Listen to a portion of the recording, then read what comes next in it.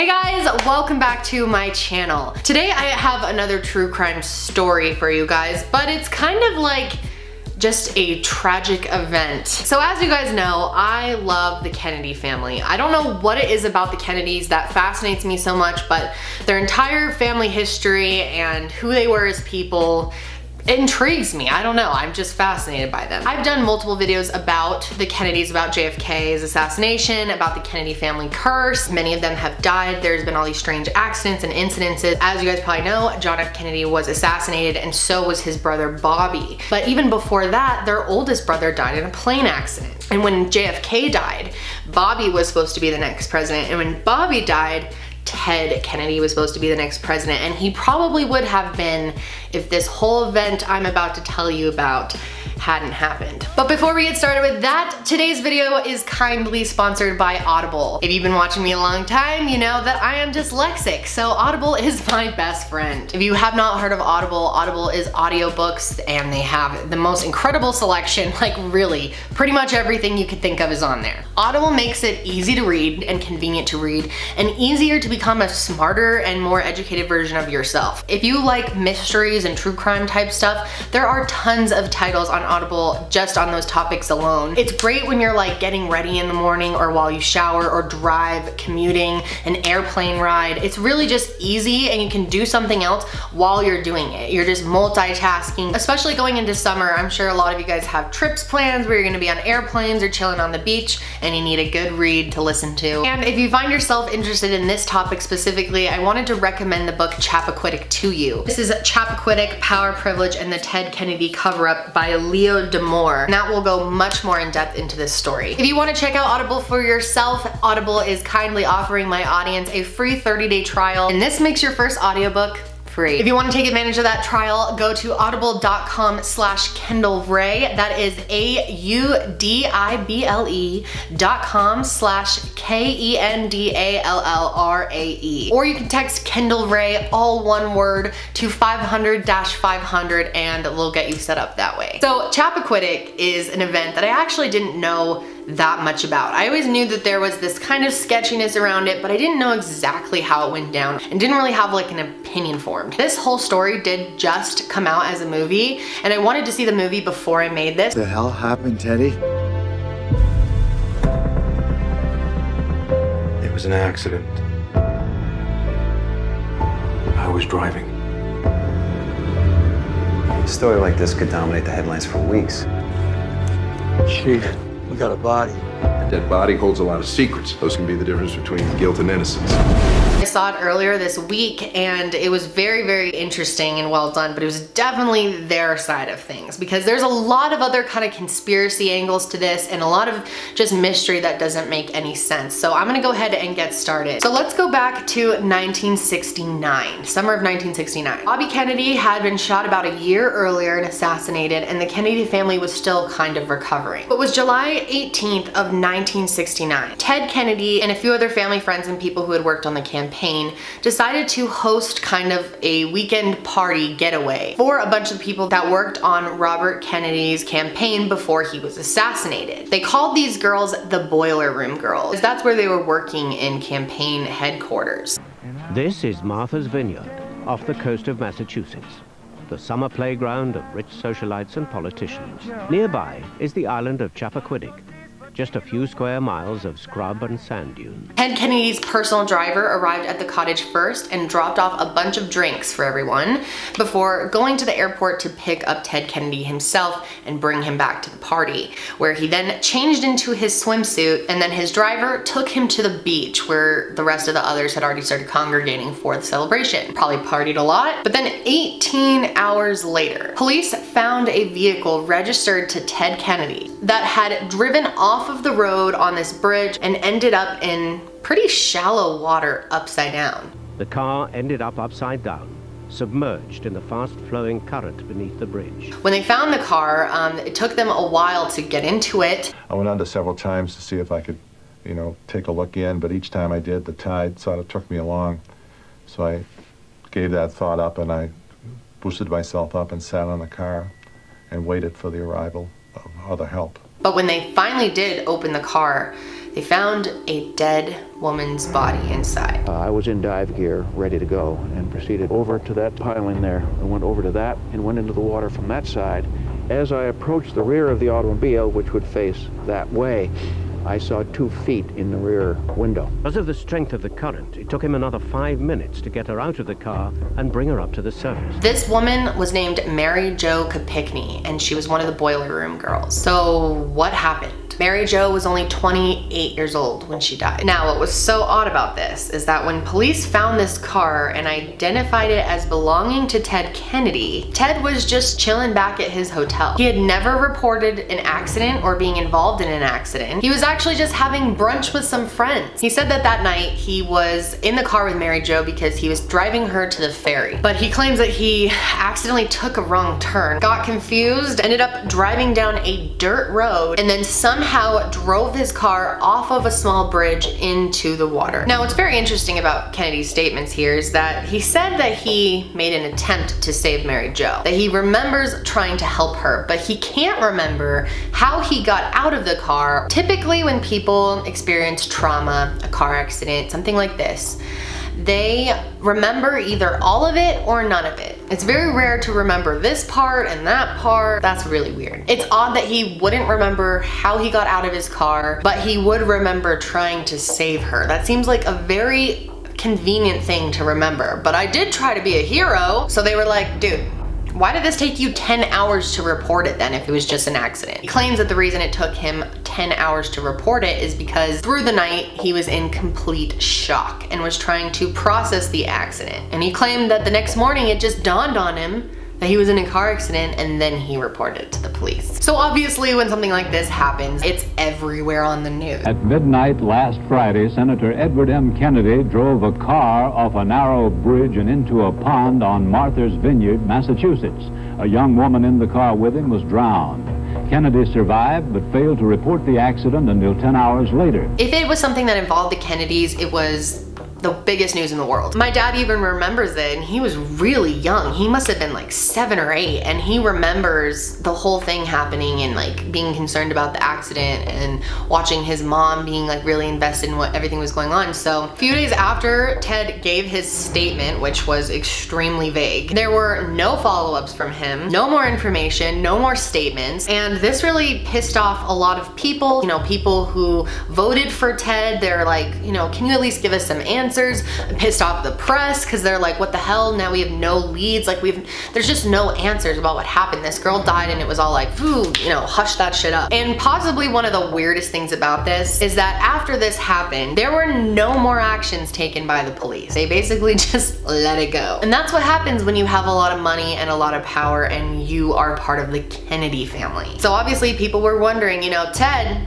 why'd this take you 10 hours? That's really weird. And they were also asking, why were you out with this 28-year-old girl who's single when you're married at that late at night by yourself? They were also wondering if he was drinking. I mean, he just drove straight off a bridge. Seems like something that could possibly happen while under the influence. But if Ted Kennedy was caught drinking and driving, that would be the end of any chance that he had of becoming president. And the pressure was on, dude. Like the Kennedy family, once they lost John Kennedy and then Bobby Kennedy, I mean, he was the last hope of the political dynasty continuing. He was the one that was supposed to be president, and I don't think he even really wanted to be part of it or to be president. And it wasn't until 4 days after the accident happened that Ted showed his face in public. He didn't make any statements, but he went to the funeral and he was wearing this neck brace that my dad says he can remember seeing him wear and thinking like, oh, damn, that must have been a bad accident.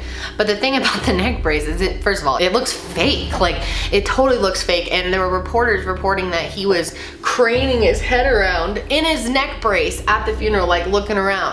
It just looked really, really out of place and odd, and people had seen him without it before. As soon as the funeral ended, Ted didn't make a single statement and went back into hiding in the Kennedy home. So obviously, there's kind of a lot of pressure from the public on the police to do something about this. I mean, can people really get away with drunk driving or, you know, whatever he had done just because they're rich and famous or they're president or they're a famous family? Like, how does that work? So eventually the courts contacted him about making some type of deal. And you know, this is really how it goes for the really, really wealthy, privileged people of the world, or famous people. You know, there's a different set of rules for them. He even had a doctor, when chances are in the movie they portrayed it like the doctor just made everything up. But this doctor diagnosed him with a concussion and shock and pretty much everything he needed to be diagnosed with in order to make it look not as weird that he just left the scene. I mean, if you are rich and powerful, you can make a doctor say just about anything about you. He pled guilty to leaving the scene of an accident after knowing that someone was injured in it. This was the least serious charge they could give him for this entire situation. And the reason he decided to do this plea is that if they went to court over all this, he would have to like show evidence in court, and it could probably not go so well for him. So doing the plea agreement was the smartest option. But that is just where the lies begin, my friends. Ted Kennedy decided to have a big televised statement to America, hoping to gain back his voters' sympathy and get reelected. Today, as I mentioned, I felt morally obligated to plead guilty to the charge of leaving scene of an accident. No words on my part can possibly express terrible pain and suffering I feel over this tragic incident. This last week has been an agonizing one for me and for the members of my family, and the grief we feel over the loss of a wonderful friend will remain with us the rest of our lives. These events, publicity, innuendo, and whispers which have surrounded them, and my admission of guilt this morning raises the question in my mind of whether my standing among the people of my state has been so impaired that I should resign my seat in the United States Senate. If at any time citizens of Massachusetts should lack confidence in their senator's character or his ability, with or without justification, he could not, in my opinion, adequately perform his duties and should not continue in office. And so I ask you tonight, people of Massachusetts, to think this through with me. Facing this decision, I seek your advice and opinion. I seek your prayers. This is a decision that I will have finally to make on my own. However, when he did this TV interview, he added a completely new part of the story that he had never said before and had never told police. He said that he had made a second attempt to save her, and that he even brought some of his friends back to the scene to help, which has been kind of like debated. I'm not sure if that actually happened, but it seems like it. It was probably Joey Gargan who he brought to the scene, and Joey, who was very, very close with Ted and the whole Kennedy family, has never spoken to Ted since this happened. Now that to me says a lot. What's also really suspicious about this whole case is there was never an autopsy done. Suspicions of a cover-up were further increased by the fact that there had been no autopsy on the body of Mary Jo Kopechne. After all, it was a procedure that should have followed automatically in any case where the circumstances of a death were unclear. Even the doctor responsible was unable to provide a coherent explanation. Did you request an autopsy? Actually, not in those exact words. Not in those exact words, Could you tell me the exact words, Doctor? I stated to the district attorneys... If the district attorney advised it... under the particular circumstances that I would like an autopsy. Could you restate that, please? I'm sorry. I had sent word to the district attorney's office the particular circumstances of the case and asked if, under these circumstances, if they felt an autopsy should be done, I would like to have it done.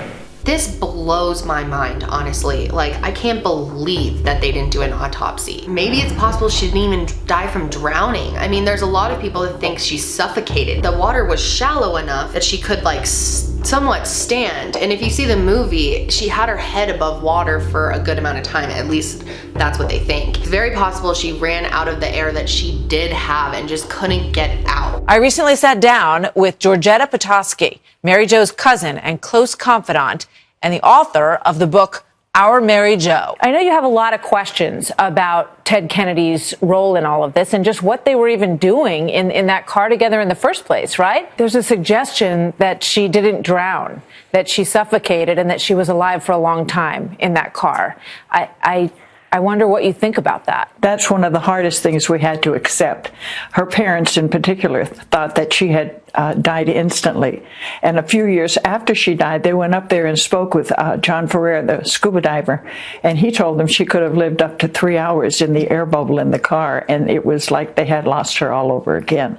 Her father in particular just grieved. It was awful. It was awful. I can imagine. Just bizarre to me that they didn't do an autopsy. That seems like some strings were pulled for sure. And even the doctors couldn't even come up with a good excuse for why they didn't do an autopsy. Edmund Denise from the DA's office decided that there needed to be more investigation into Mary Jo Kopechne's body. And 6 months later, after the investigation, Ted Kennedy and a few others went to the court to give their final statements. Kennedy again said that around 11:15 he was tired, and so was Mary Jo, so he and her decided to take a ride on the ferry. He basically ran through the whole story, should have made a right turn, but he made a left, ended up on a different road, and then accidentally drove off the bridge. And the judge basically did nothing. He concluded that Ted really probably did make the mistake because it was dark out and he didn't see where he was going. It was an unfamiliar area for him. And the judge was unable to resolve any other questions, unanswered questions that people have.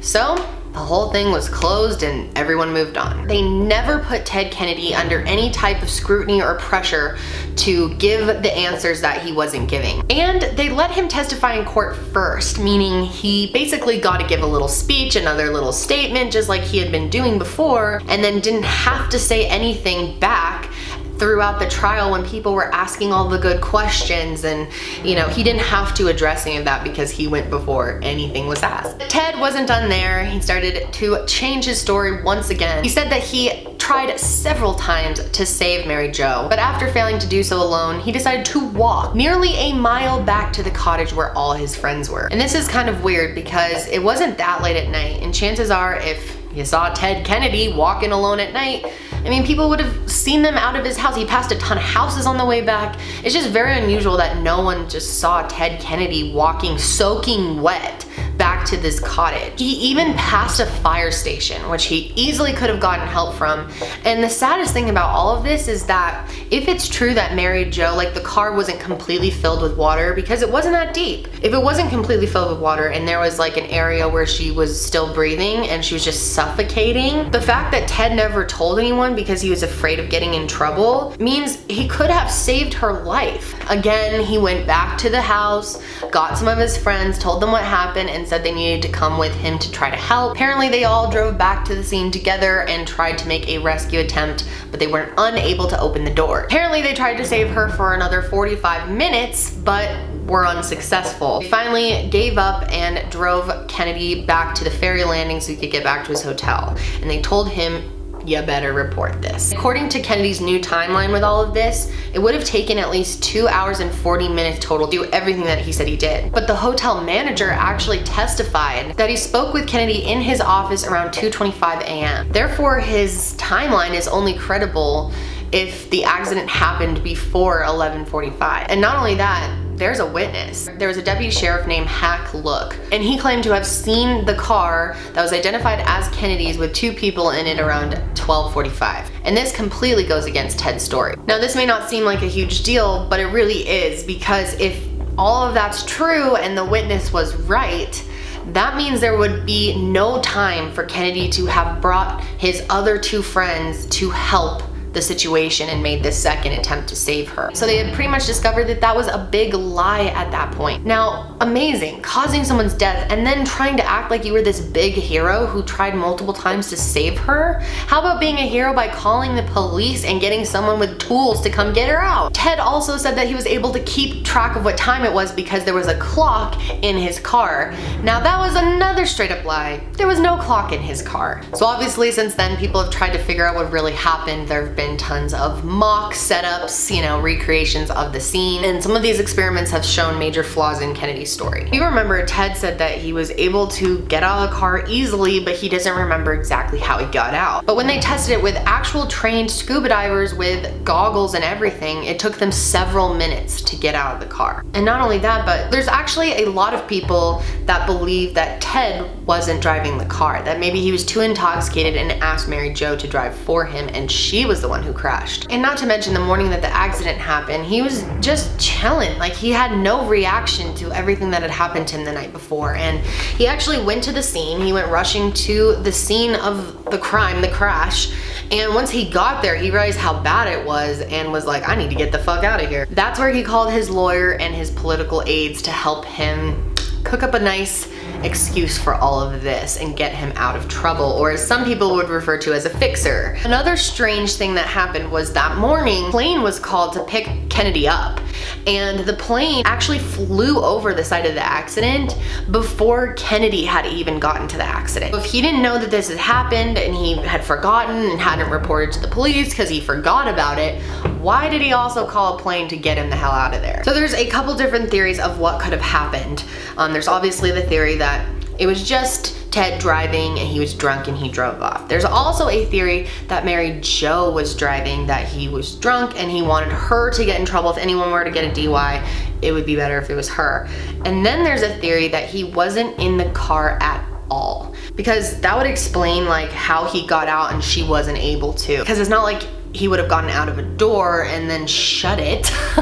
It just doesn't make any sense. So maybe he was never in the car to begin with. The time that Ted said he left the party, it would have been an hour after the cop claims to have seen them. And at that point, the car was only 400 yards from the cottage that everyone was partying at. So the sheriff started walking towards their car, asking if they needed help. And they think that this is when Kennedy panicked, that he was worried he'd get caught driving drunk or being with a young girl at night when he's married. So they believe that he got the hell out of there real fast, drove away, got out of the car and told Mary Jo to drive instead, to like take over. He needed to get away from the car so that it wouldn't be suspicious. And maybe because it was an unfamiliar area, it was dark, and she was in such a stressful situation altogether that she just drove off the road. Because of the forward momentum, when a car is going into water, the passengers are going to go in a different direction. But the car also will flip on its side, which would cause the bodies to go to the right side and get injured. So if she really was the passenger, she would have been on the right side and would have been way more injured. I mean, the glass from the window definitely would have shown cuts on her body. And her body was found in really good condition.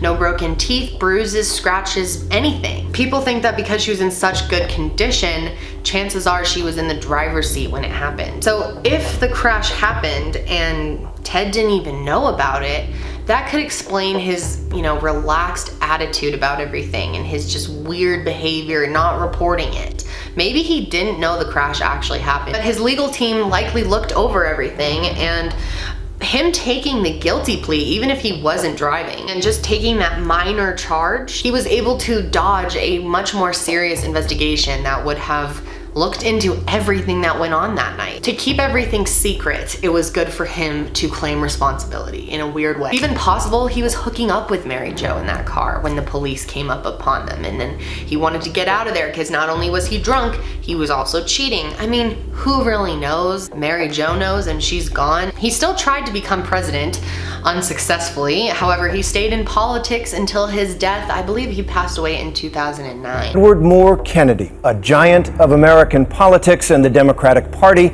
and the patriarch of the Kennedy clan, has died. He was 77 years old. It happened just before midnight East Coast time at his home in Hyannisport on Cape Cod. I think that's why they waited to make the movie. I think if they had tried to produce this movie while he was still alive, he and his team would have squashed the whole thing. In terms of the movie, there's some discussion now that there was an effort to suppress it, that some supporters of the family didn't want it to come out. Does that surprise you?